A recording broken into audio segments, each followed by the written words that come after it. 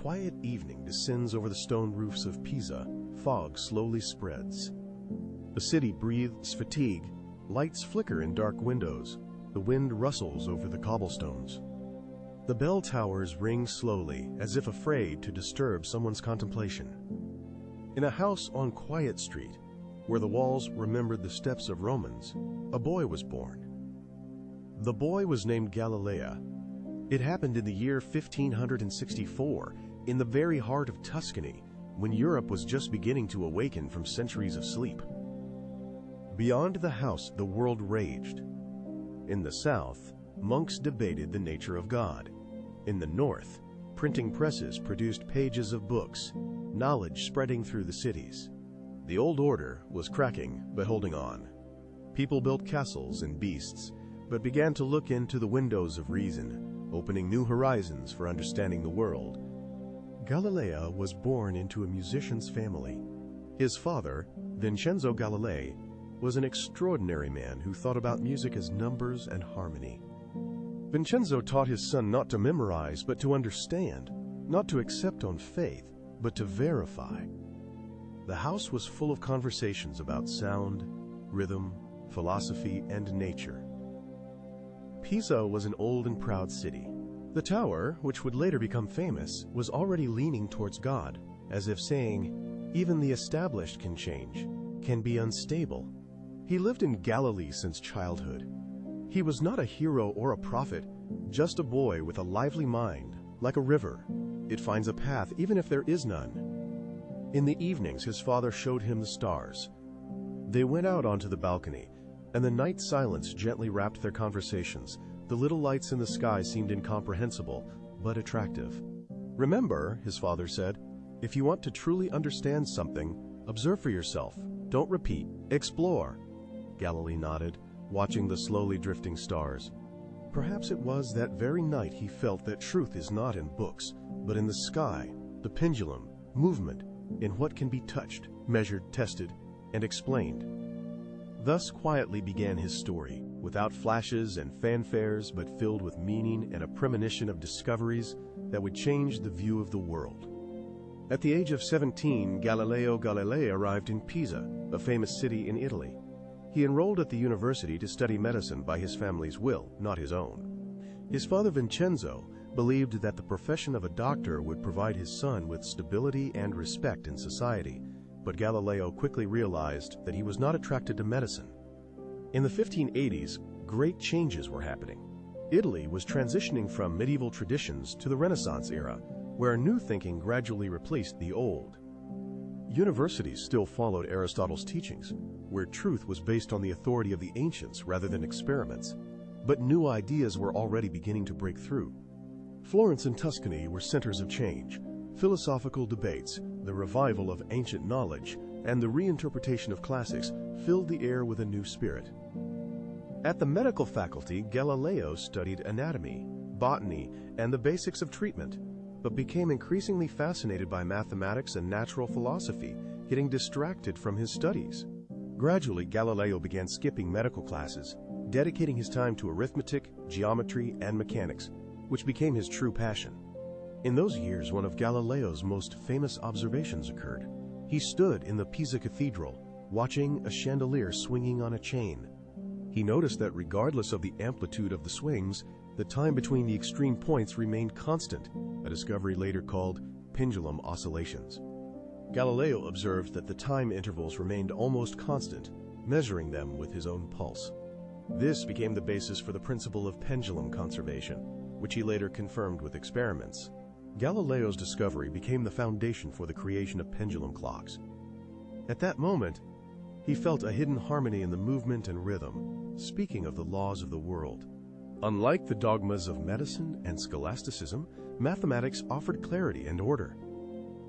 Galileo shared his thoughts with his father Vincenzo, a man of unconventional thinking and a musician. Vincenzo struggled with established musical canons, insisting that harmony must obey mathematical laws.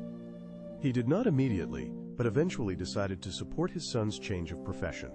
Galileo abandoned medical education and fully switched to mathematics and natural philosophy.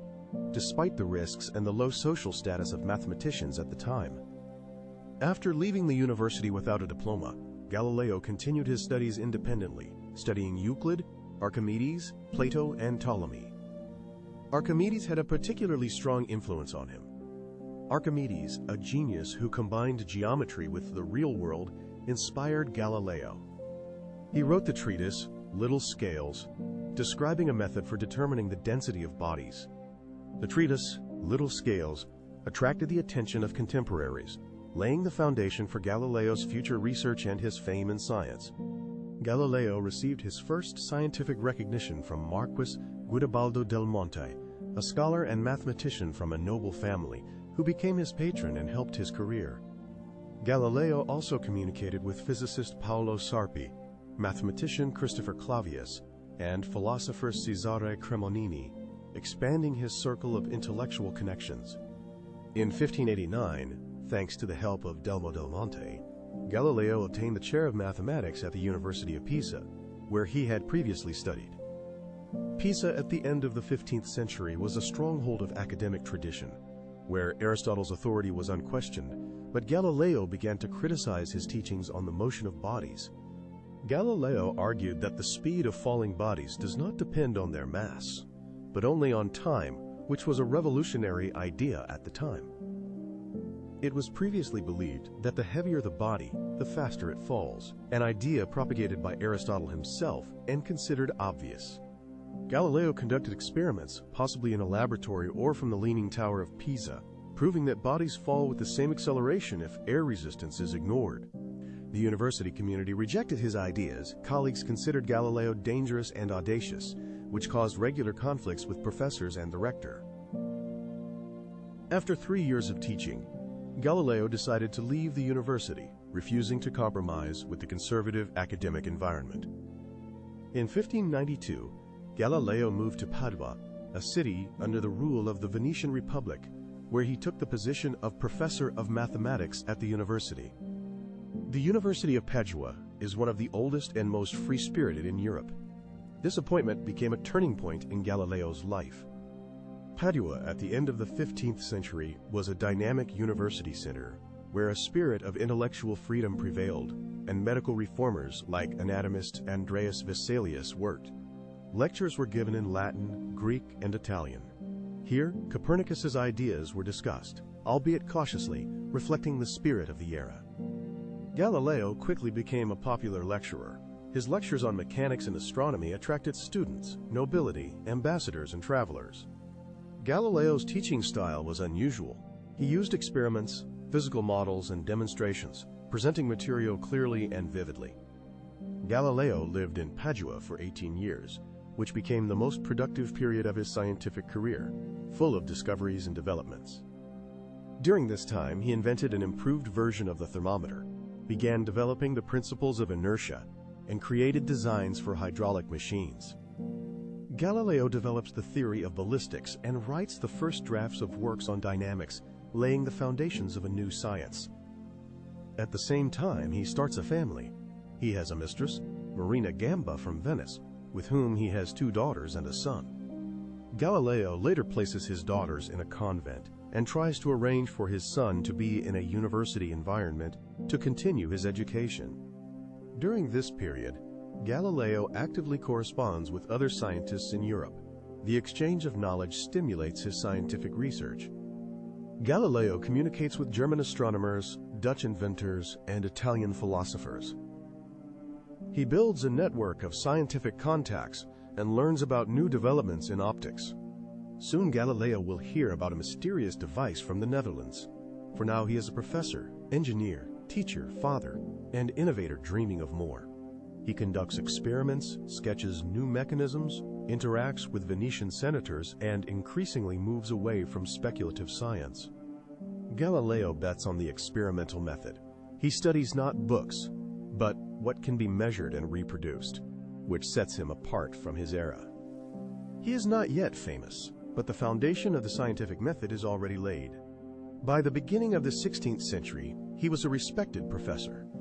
His lectures at the University of Padua attracted many listeners. He enjoyed the support of the Venetian nobility and became a public figure. His engineering inventions, water pumps, devices for military needs, and navigational instruments brought him income and fame. In 1608, news came from the Netherlands. Master Hans Lippershey created a device that allowed distant objects to be seen as if they were close. This device was called a telescope and quickly spread across Europe, especially in the military sphere. Galileo learned about the telescope from letters and travelers, stories. Without having the original model, he decided to create and improve the device himself in less than a year. The telescope assembled by Galileo surpassed the Dutch original, first threefold magnification, then eightfold, and finally 20-fold zoom. It was an achievement of engineering and optics. Galileo himself ground the lenses and selected curvatures to achieve image clarity. His work was not only technical, but also creative. Galileo's main difference lay in the use of the telescope. He pointed the device at the sky, not at the earth, where ships and enemies had previously been observed. Long before Galileo lived Nicholas Copernicus, a quiet canon from Poland, who was born almost a century before him and studied in Krakow, Bologna, and Padua. Copernicus studied mathematics, astronomy, medicine, and law. He spent most of his life away from lecterns and church pulpits, contemplating the structure of the world. At that time, the Ptolemaic model prevailed, describing the universe with the immovable Earth at the center, around which the sun, moon, stars, and planets revolve. To explain the complex trajectories of planets, Ptolemy introduced many circles within circles, a complex system of epicycles and deferents. This geocentric model was accepted for almost 2,000 years and explained the observed movements of planets in the sky at that time. However, it was complicated and not always accurate, which over time caused doubts among scientists, including Copernicus and later Galileo. There was a complex model of planetary motion, epicycles, where the Earth stood at the center, and man was considered the crown of creation. Everything revolved around the Earth, fitting into the biblical view of the world. However, Copernicus noticed that this system was too cumbersome and did not explain why Venus and Mercury are always close to the Sun, and why Mars sometimes moves backward in the sky. He put forward a simple but dangerous assumption.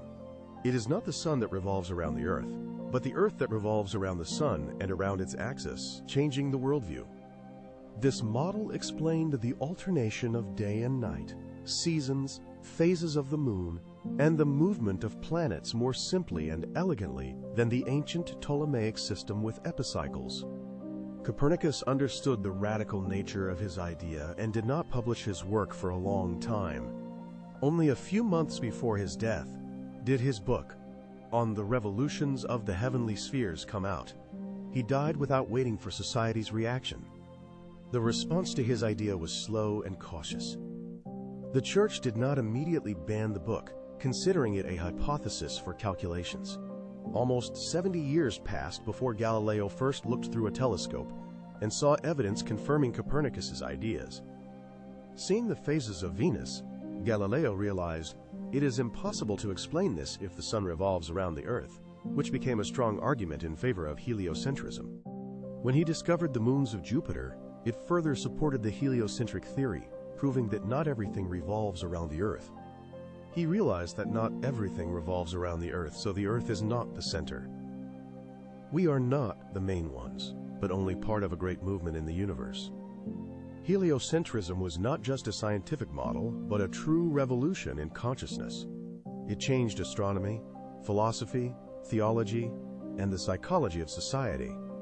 If the Earth is not the center, then where is the center? Is there one at all? What does it mean to be a human living on a planet among billions of stars? The world was not ready to accept these questions, but Galileo was ready. He did not invent the model, nor was he the first offender, but he proved it with observations. He risked his reputation, safety, and freedom for the sake of truth. His telescope showed what contradicted established views. Firstly, the moon. Galileo discovered that its surface is not smooth, but with mountains, craters, and shadows, and not perfect and celestial. This meant that celestial bodies are not perfect and divine, but material and imperfect like the Earth. Secondly, the stars. Galileo pointed his telescope at the Milky Way and saw thousands of stars invisible to the naked eye. The universe turned out to be much more vast than previously thought, expanding the horizons of human understanding. Thirdly, Venus. Galileo observed its phases, similar to the moon's, which cannot be explained by the Ptolemaic model where Earth is the center. In Copernicus's model with the sun at the center, everything became logical. The most astonishing discovery was the moons of Jupiter, discovered by Galileo in January 1610. Galileo noticed 4 bright points orbiting Jupiter. He observed them night after night, carefully recording their positions in the sky. This was clear evidence that not everything revolves around the Earth. There were other centers of motion in the universe, which destroyed the geocentric model. Galileo realized that his discoveries had deep philosophical and theological implications for Europe. He did not delay publishing his results. In March 1610, Galileo published the book, Starry Messenger. In it, he described his discoveries and accompanied them with drawings of the moon and observation diagrams. The book caused a sensation in the scientific and public world. To gain support, Galileo dedicated the work to Cosimo II, Medici, the Grand Duke of Tuscany. He also named the moons of Jupiter the Medicean stars, which strengthened his connection with the powerful Medici family and secured political protection. This strategic move paid off. In July 1610, Galileo was appointed chief mathematician and philosopher at the Medici court in Florence. He left Padua and moved to Florence, where a new, public and contentious phase of his life began, connected with his scientific views. In Florence, Galileo obtained an official position, which gave him the means and opportunity to continue scientific research and defend his ideas. Galileo was freed from teaching duties, allowing him to focus on scientific work and publications. However, this made him more vulnerable to criticism from opponents. Supporters of Aristotle from universities and church circles began attacking Galileo. His ideas questioned both science and religious doctrines.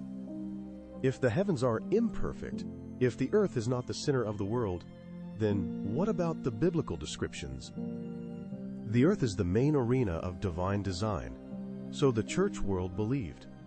Prominent scholars, including Cesare Cremonini, a philosophy professor at the University of Padua, rejected the telescope. Cremonini even refused to look through Galileo's instrument. The argument was simple. Aristotle did not need telescopes to know the truth. Observations seemed an insufficient basis for revising cosmology. Galileo did not stop and continued to observe and publish his discoveries despite growing opposition and doubts. In the 11th year, he traveled to Rome, where his observations were confirmed by members of the Jesuit College and the Papal Academy, who received him with honors. Pope Paul V made it clear that he did not object to Galileo's works, but skepticism and division in the scientific community only grew. Some astronomers, such as Johannes Kepler in Germany, supported Copernicus and rejoiced at Galileo's discoveries, publishing defenses of the telescope.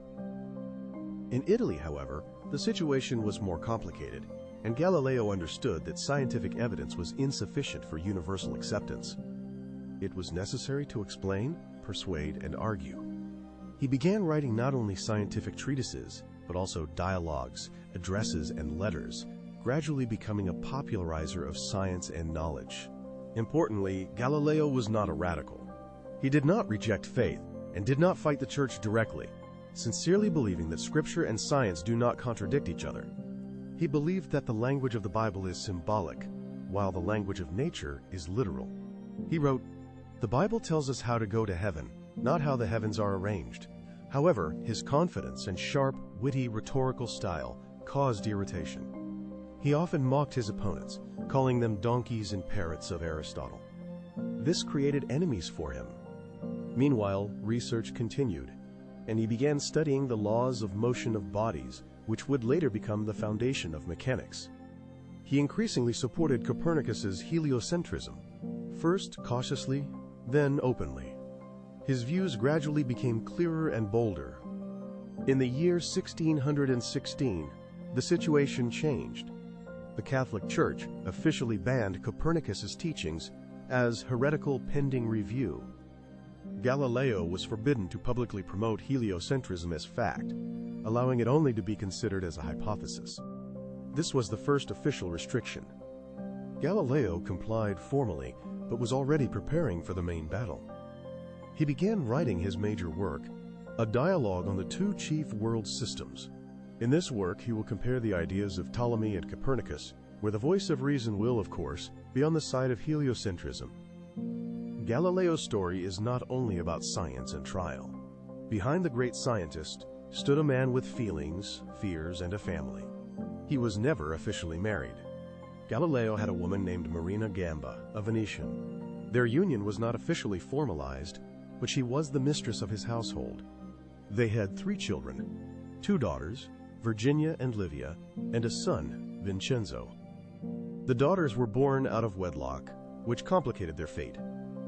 For women born out of wedlock, there were few prospects at that time.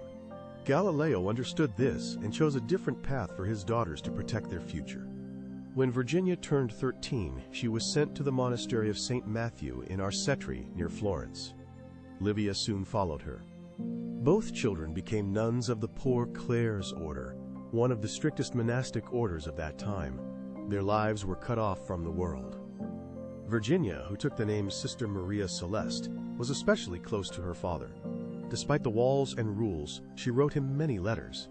These letters were simple, human, full of care and love.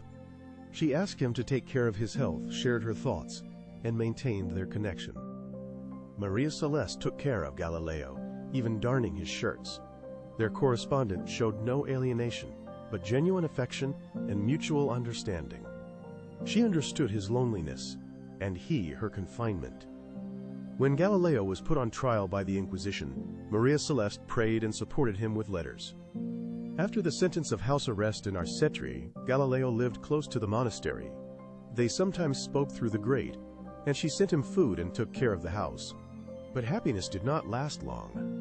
In 1634, a year after Galileo moved to Arcetri, Maria Celeste died of an infection in the monastery. She was 33 years old. Maria Celeste's death was a heavy blow to Galileo. In the following months, he wrote almost nothing and fell into deep silence. Galileo said that a part of himself died with her.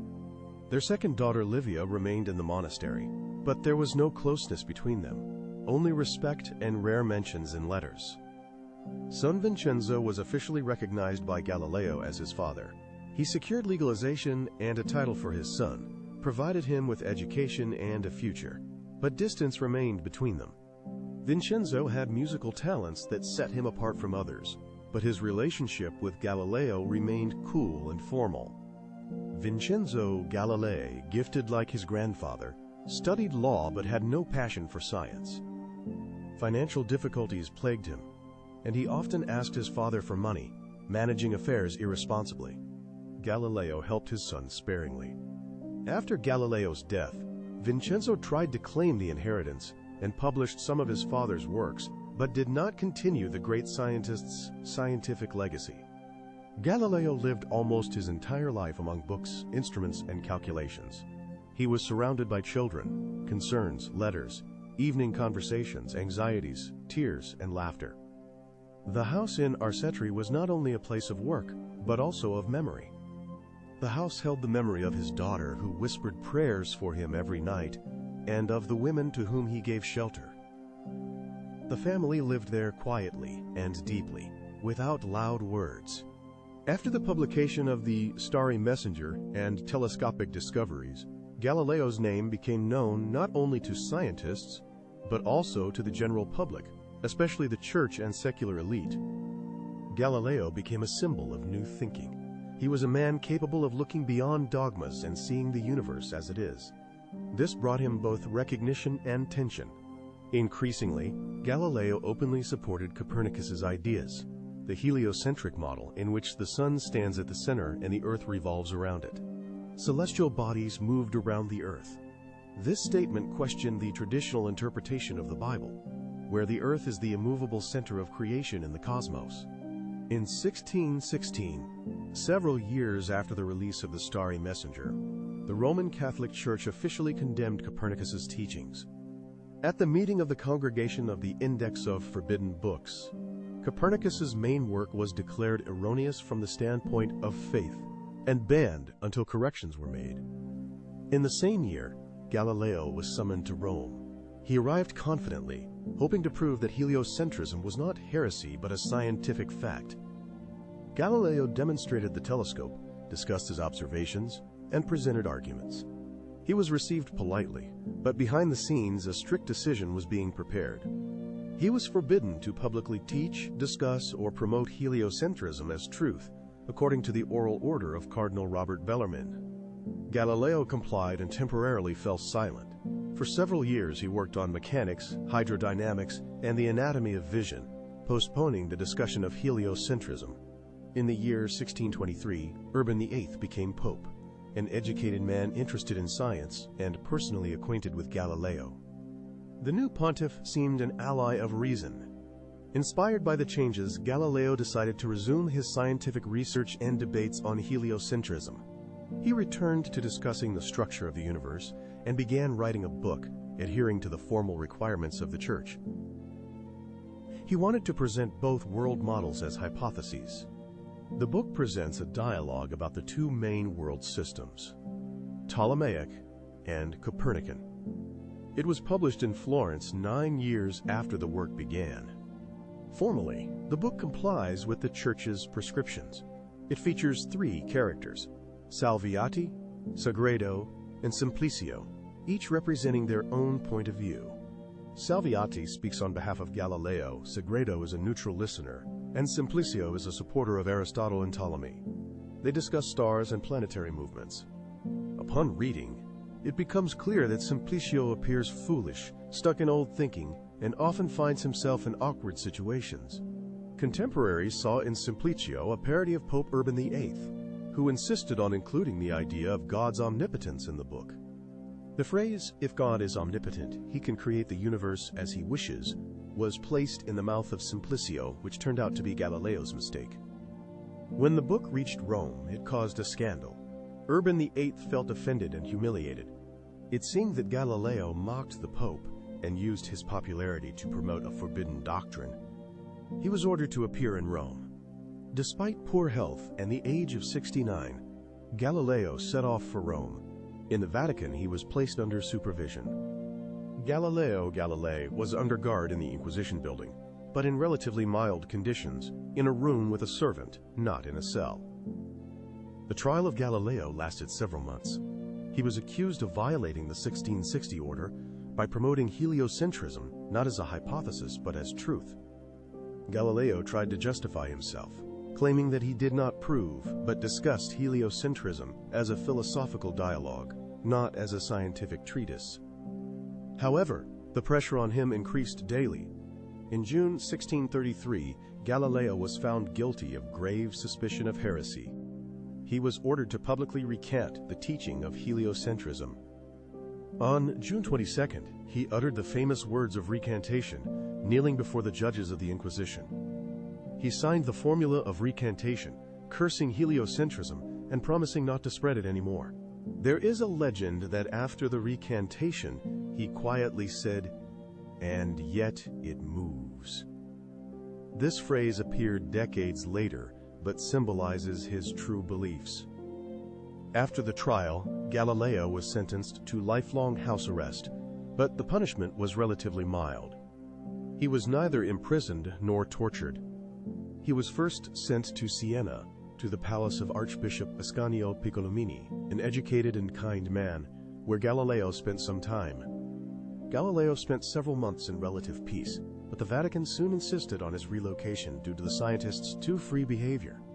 He was sent to Arcetri near Florence.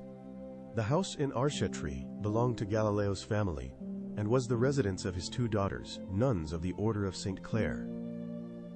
One of them, Virginia, was especially close to her father. In the monastery, Virginia took the name Sister Maria Celeste. They corresponded for many years, and the letters preserved the warm, tender side of the great scientist's life. Despite being nearly 70 years old and under house arrest, Galileo did not stop working. For science, he remained a living voice of reason, although the inquisitors considered him defeated. He was forbidden to spread the ideas of heliocentrism, but no one prevented him from engaging in mechanics, mathematics, and physics. He began writing a new work, Dialogues on Two New Sciences.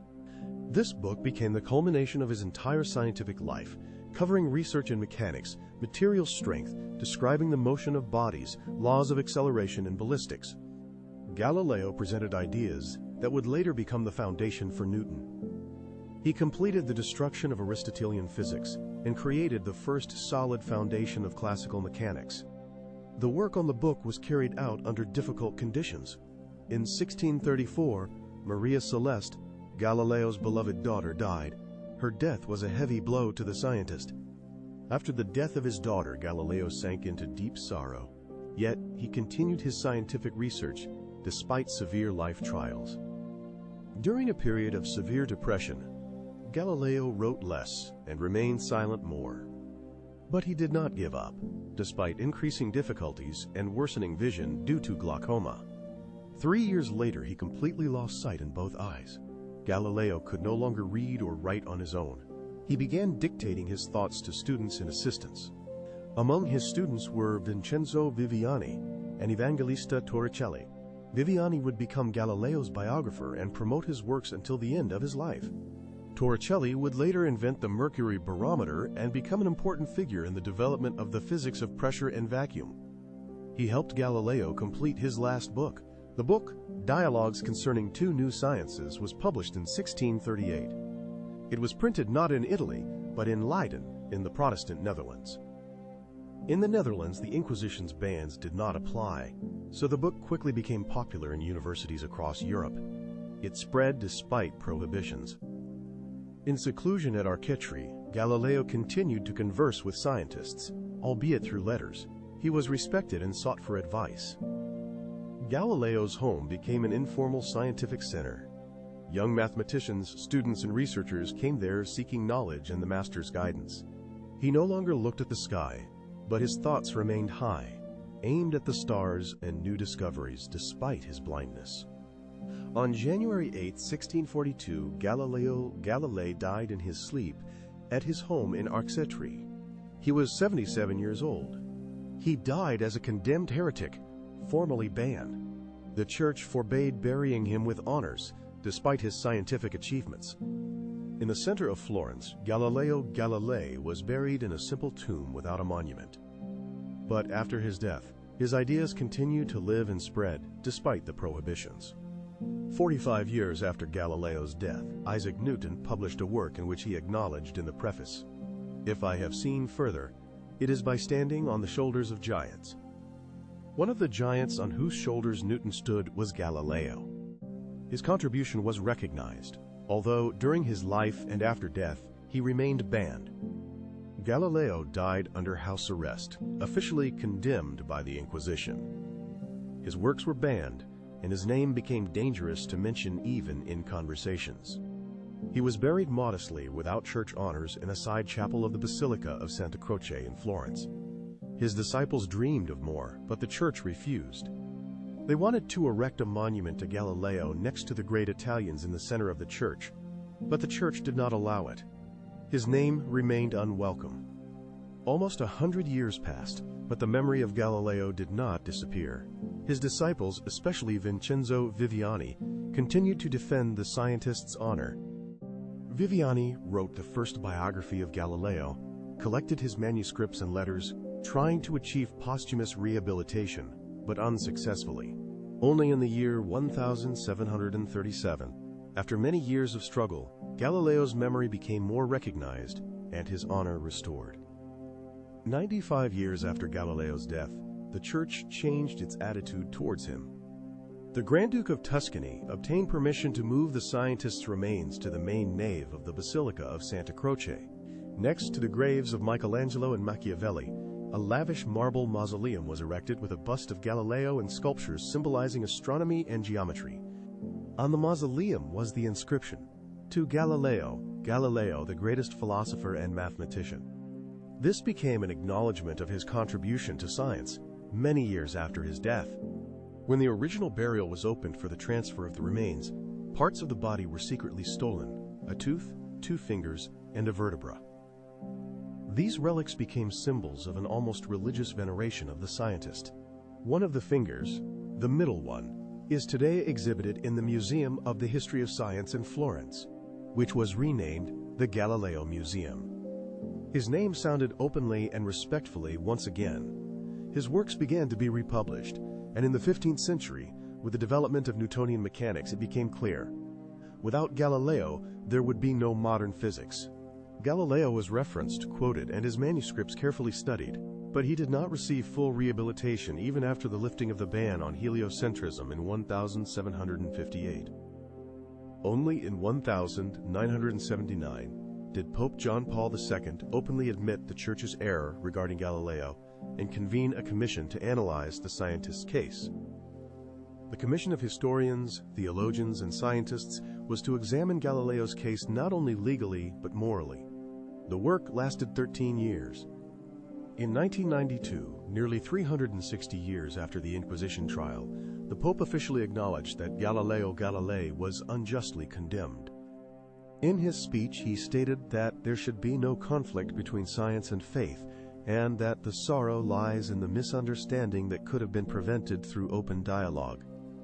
Today, Galileo's name is known all over the planet and far beyond, his memory immortalized in numerous names and institutions. The Galileo spacecraft, launched by NASA to Jupiter, and the European Union's satellite navigation system are named in his honor. His name is also borne by astronomical observatories, streets, squares, universities, schools, awards, and the Galileo Museum in Florence with his instruments and letters. The museum even preserves Galileo's finger, emphasizing the uniqueness of the exhibit and the historical significance of the scientist. Galileo became a symbol of science that opposes dogma and fear, a symbol of reason and truth that cannot be suppressed forever. He changed not only physics but also thinking, showing that authority can be wrong and that knowledge comes from observation and verification. Truth must be independent of power, and doubt is not a threat, but the beginning of the path to understanding and the development of knowledge. Galileo was neither a saint nor a prophet. He was a man whose honesty, perseverance, and curiosity became an